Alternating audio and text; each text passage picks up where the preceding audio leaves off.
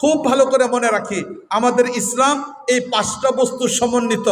আকায়েদ, ইবাদত, মুআমালাত, মুআশারাত, আখলাক, এই 5টা সমন্বিত হলো আমাদের ইসলাম।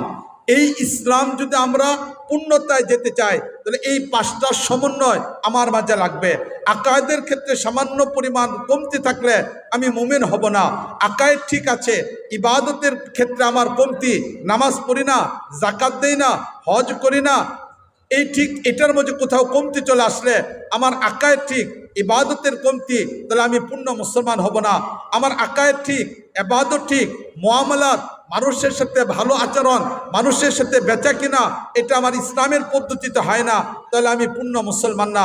মুআশারাত, মানুষের সাথে আমার আচরণ সুন্দর হয় না, আমি পূর্ণ মুসলমান না। আখলাক, আমার চরিত্রটা ভালো না, রাগ করে ফেলি, গালি দিয়ে ফেলি, অন্যের প্রতি জুলুম করি, বিভিন্ন ধরনের খারাপ আচরণের সাথে আমি ব্যক্তিগত জড়িত, এটাও যদি থাকে তাহলে আমি পূর্ণ মুসলমান না।